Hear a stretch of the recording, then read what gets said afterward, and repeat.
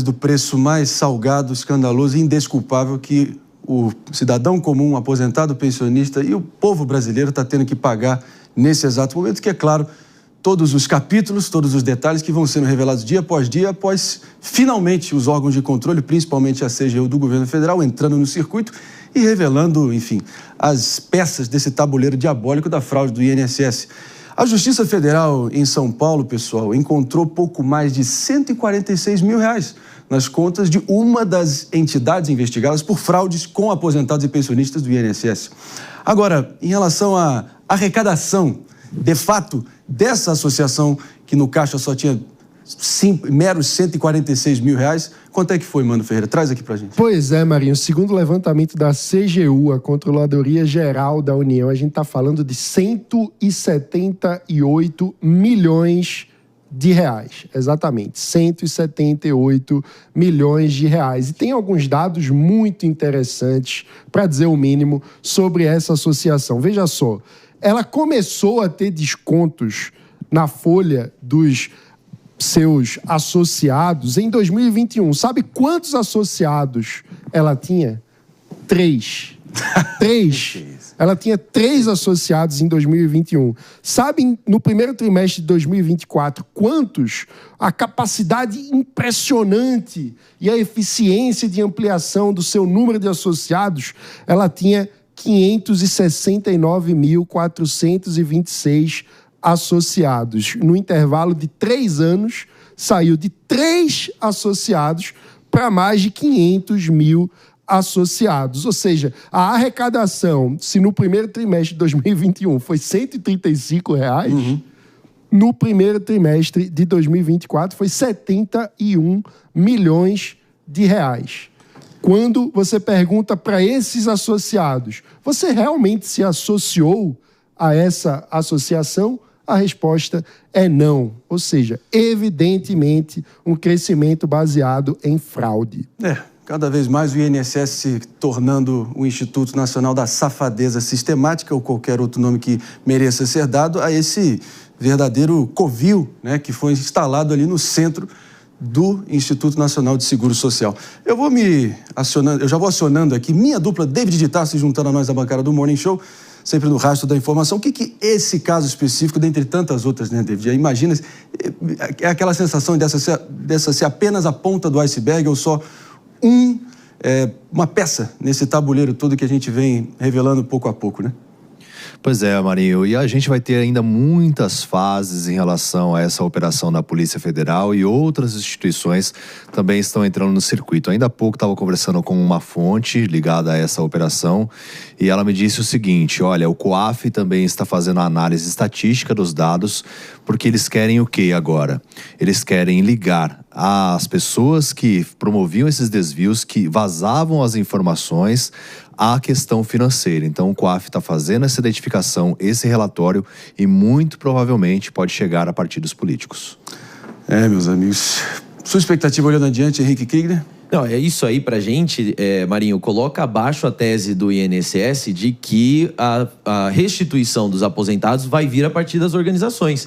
Porque é o que eles têm dito, né? De que, olha, se você identificou, nos notifica, nós vamos notificar a organização e a organização vai devolver e a gente passa para você.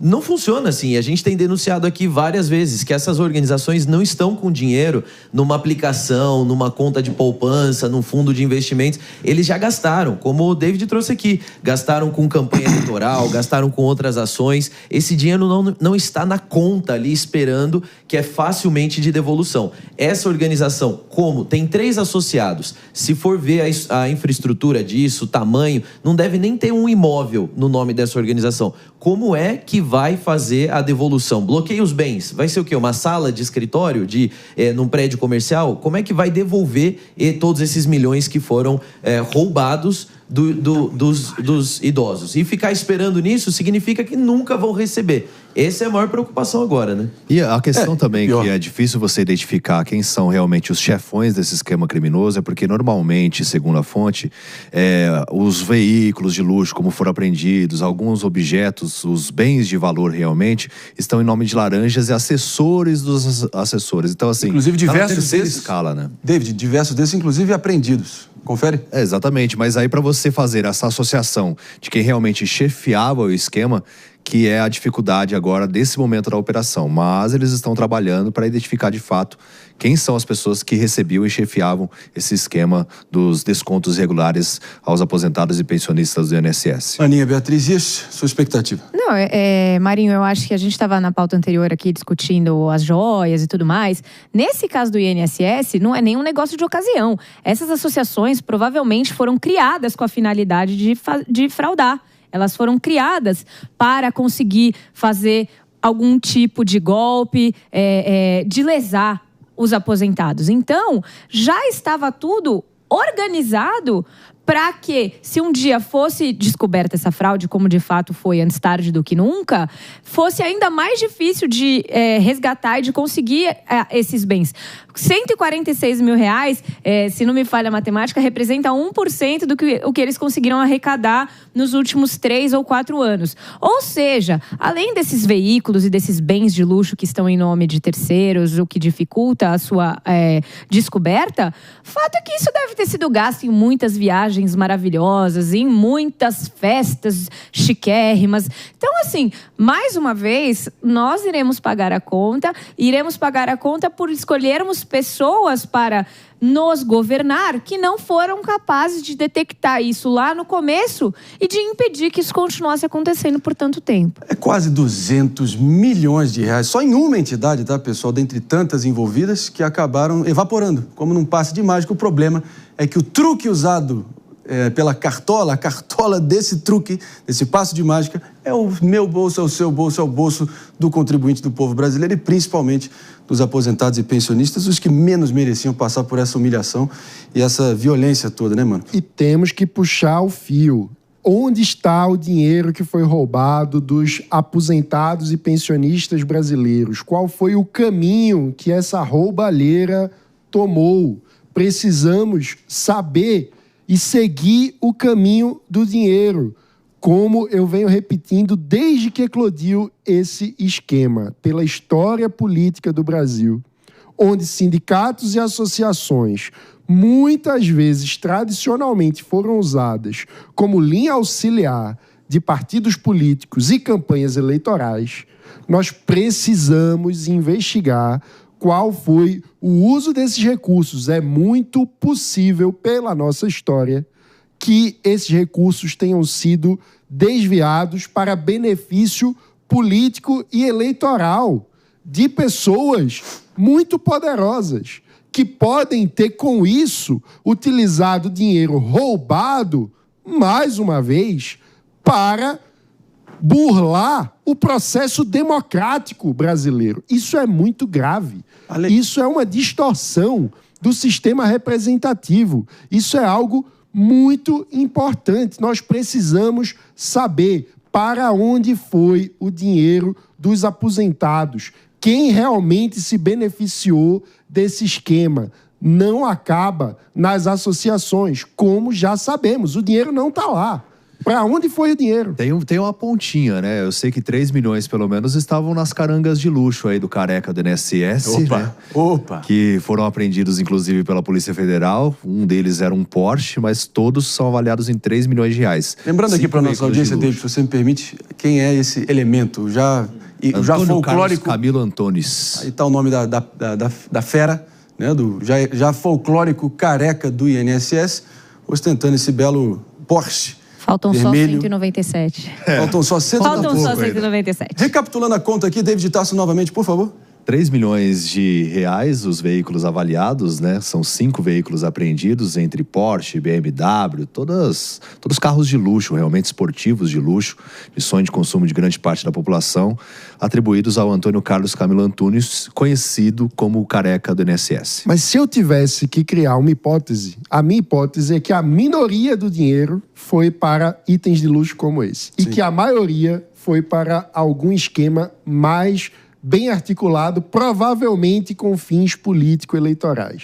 A gente precisa que essa investigação vá adiante. Por isso é tão importante também a abertura da CPMI, para que a gente possa puxar esse fio e ver quais são os poderosos que estão por trás.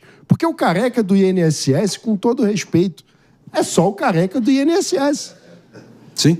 Mas quem que está por trás da decisão de permitir que no INSS... Carro, né? Exatamente. Tem que ser... É puro suco de Brasil quando a gente vê o careca do INSS sendo talvez o rosto, né, o pivô de um dos esquemas mais cabeludos da história recente. É rir para não chorar. Eu vou partir para um rápido break, só para quem está nos ouvindo, pessoal, pela rede Jovem Pan de Rádio Morning Show segue a todo vapor, tá? E volta para vocês já.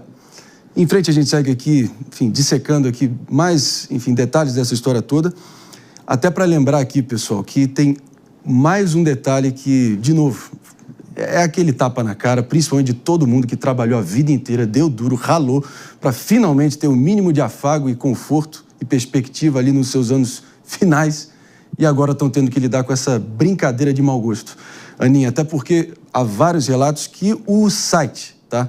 O Meu INSS, o aplicativo Meu INSS, sofreu diversas instabilidades, e isso para verdadeiros velhinhos analógicos que estão tendo que acessar o aplicativo para poder garantir o próprio ressarcimento. Ainda tendo que lidar com esse cúmulo da incompetência, com instabilidade no site.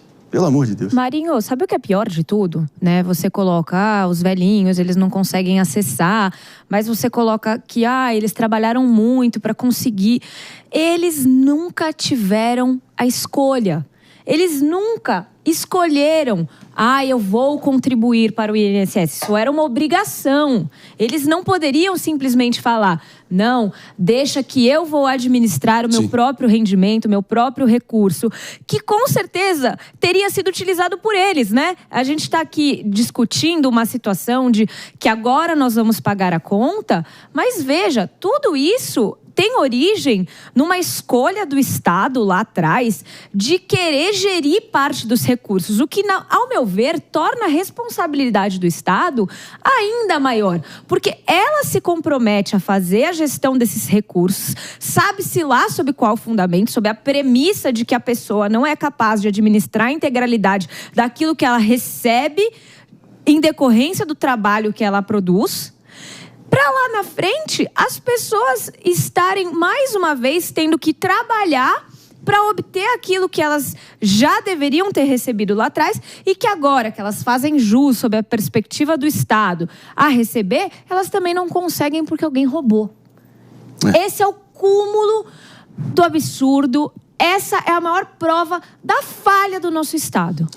É o famoso Robin Hood às avessas, né? Roubando dos mais pobres para enriquecer os mais ricos, né? E, sinceramente, essa fraude toda, esse escândalo todo, que a gente não vai recuar 1 centímetro sequer, as autoridades também. Esse silêncio cúmplice do Congresso Nacional precisa ser muito bem exposto aqui, porque quem não deve não teme. E exatamente o contrário funciona muito bem na prática. Então, tá claro que os rabos presos de todo mundo lá em Brasília e todo o passado que os condena, tudo que eles fizeram no verão passado é o que eles querem evitar que realmente veja a luz do sol, que é o que todos nós merecemos ver nesse momento. Então, é o caso perfeito, onde o descaso e a omissão do Estado encontrou a genialidade e a maldade dos pilantras brasileiros e todo mundo pagando o pato aqui.